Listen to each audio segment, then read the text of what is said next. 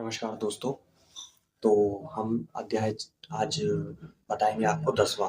उस अध्याय में क्या हुआ, किस तरीके से हुआ और किस तरीके से भगवान शिव ने भगवान विष्णु को और ब्रह्मा जी को सृष्टि का संचालन सौंपा। तो हम आज उसी बारे में बात करेंगे और उसके साथ-साथ भगवान शिव की जो पूजा है वो क्यों अनिवार्य है, हम ये भी बताएँगे आपको। तो चलते हैं हम अपने अध्याय की ओर पे। जब ये उस समय की बात है जब ना धरती थी, ना आकाश था, ना देवता था, ना कुछ था ही नहीं। मतलब सब तरफ अंधकार ही अंधकार था। तब एक शक्ति तब भी एक मौजूद थी। तो उस शक्ति में जो भगवान शिव हैं, वही भगवान शिव कहते हैं। और आज सबके मन में ये सवाल ज़रूर उठा होगा कि मैंने आपको बहुत सारी चीज़ें पहले पिछले अध्याय में बताई कि भगवान शिव ही सबसे ज़्यादा हैं, सबसे ज़्यादा क्यों हैं?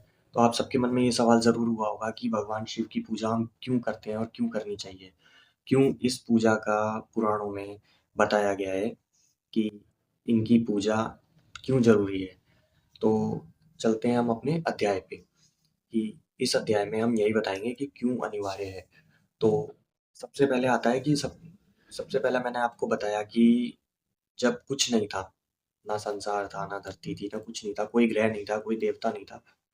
तब सृष्टि का जो सबसे बड़ा रहस्य है वही आपके सामने आज मैं बताऊँगा।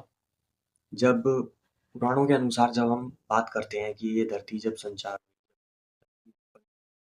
इस धरती का जो अ, विचरण है, जो भी मतलब जो उत्पन्न हुई भगवान ब्रह्मा ने जब इस सृष्टि को रचा, ब्रह्मा, विष्णु और महेश इन तीनों देवताओं ने जब इस सृष्टि को रचा, तो किसको किस तरीके का कार्य बताया गया और किस तरीके से कहा गया। तो ब्रह्मा जी जो थे हमारे, उनका जो सृष्टि के रचनाकार हैं, जिन्होंने हम सबको बनाया, वो हमारे किस तरीके से अ, हमारा सबका संचार किया। उन्होंने पेड़ भी बनाए, जीव-जंतु भी बनाए, हमें इंसान को भी बनाया।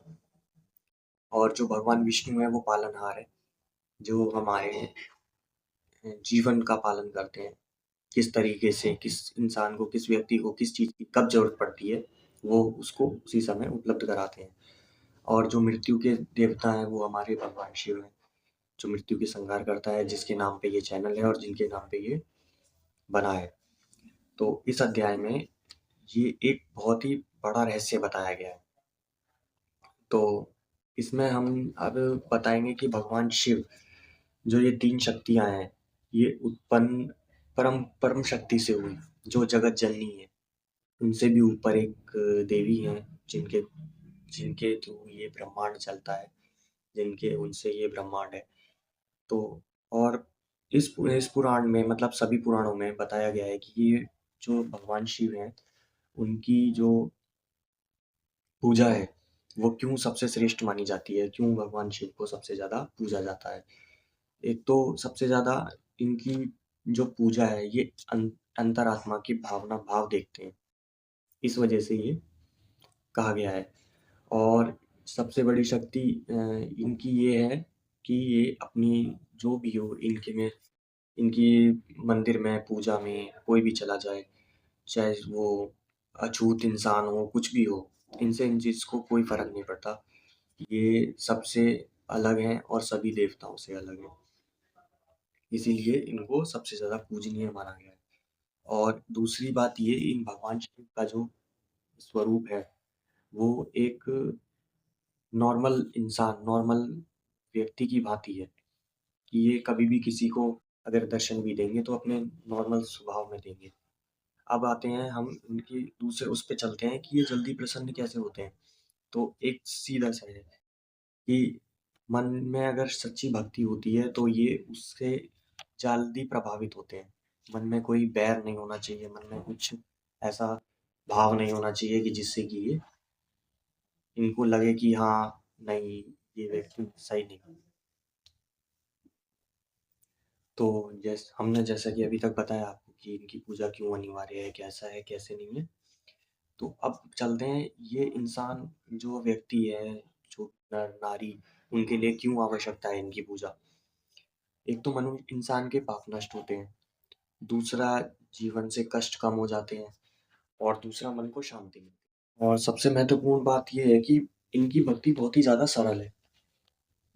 ये ज़्यादा वो मतलब जिनकी पूजा में सारी विधियाँ हों या कोई कार्य हो ऐसा या कोई मतलब ज़्यादा मतलब कोई क्रिया, कोई पूजा ज़्यादा कुछ बड़ा बड़ा वो पूजा पाठ नहीं होता। ये नॉर्मली हल्की पूजा में भी प्रसन्न हो जाते हैं। तो शिव भक्ति एक बहुत ही सरल पूजा है और बहुत ही ज़्यादा ईज़ी पूजा है। भगवान शिव जो हैं, ना ज़्यादा किसी से कुछ माँग करते हैं, ना ही ज़्यादा किसी को कहते हैं कि हम तुम मेरे लिए ये करो, वो करो, ऐसा कुछ नहीं है। इनकी भक्ति सीधी नॉर्मल और सरल है और इनकी भक्ति से ही मतलब ज़्यादातर लोगों के पाप कष्ट और जो भी नॉर्मल है, वो सब नष्ट हो जाते हैं। और जो जैसा कि मैंने आपको पिछले अध्याय में बताया था, जो ये ओम नमः शिवाय का जो मंत्र है, ये क्यों सबसे ज़्यादा पावरफुल माना जाता है क्योंकि ये पूरे ब्रह्मांड का में जो ध्वनि है, वो जो ध्वनि उत्पन्न हुई है ब्रह्मांड में, वो उसी से ही हुई है। इसी प्रकार से ये मंत्र ज़्यादा करता है और आशा करता हूँ इस मंत्र से जो भी आपकी इच्छा होगी, इस मंत्र को ज़्यादा से ज़्यादा अगर मतलब रिवाइज़ करोगे, मतलब जो रटोगे, जप करोगे इसका, तो धीरे-धीरे आपके जीवन में भी इस मंत्र से जो परिवर्तन आने लगेगा और आपके समय का अभाव, परेशानी, स्ट्रेस माइंड में, ये सारी चीज़ें हल्की होने लगेंगी। तो आशा करता हूँ कि इस मंत्र का उच्चारण आप ज़्यादा से ज़्यादा करेंगे और इस अध्याय में सिर्फ़ हमें यही सबसे ज़्यादा सीख मिलती है कि हमें कभी भी अपनी शक्ति पे, अपने शरीर मतलब अपनी खूबसूरती पे या अपने पैसे पे या किसी चीज़ पे भी कभी घमंड नहीं करना चाहिए, क्योंकि घमंड इंसान को मार कर देता है।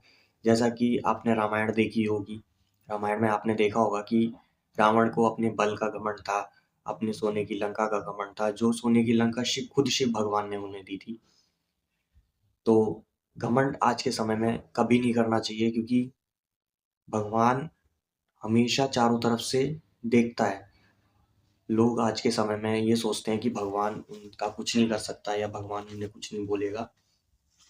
तो ये आप सबकी गलतफ़हमी है कि भगवान सब चीज़ देखता है, सारे इंसान के कर्म देखता है, सारे इंसान के रूप देखता है।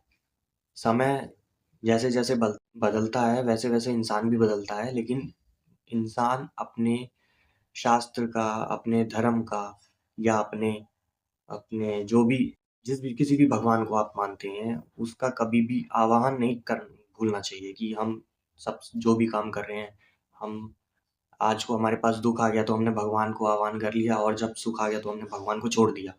तो ये चीज़ कभी नहीं करनी चाहिए। आप सभी से आशा करता हूँ इस अध्याय के माध्यम से आपको यही सीख मिलेगी कि आप ज़्यादा से ज़्यादा भगवान की पूजा कीजिए। आपके पास दुःख हो, सुख हो, कुछ भी हो, आप हमेशा भगवान को याद कीजिए। एक बहुत पुरानी कहावत है कि दुःख में सुमिरन सब करे, सुख में न करे कोई। सुख में अगर सुमिरन करे तो दुःख काहे को होए।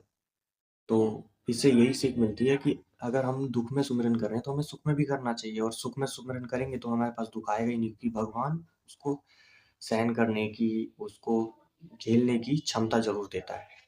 तो आपको अगर हमारा अध्याय पसंद आया है तो आप हमारे चैनल को सब्सक्राइब कीजिए, शेयर कीजिए और मिलेंगे हम आपके अगले अध्याय पे कि भगवान शिव की जो सर्वोत्तम पूजा है, वो किस तरीके से होती है और क्यों हमारे भगवान शिव को जो है ये पूजा करनी चाहिए। भगवान शिव का जो मेन वो है मतलब भगवान का जो अस्तित्व है, उसके बारे में भी आपको हम अगले अध्याय में ज़रूर बताएँगे और किस तरीके से पूजा करनी चाहिए, किस तरीके से शुद्धिकरण करना चाहिए, अपना भी, भगवान शिव का भी।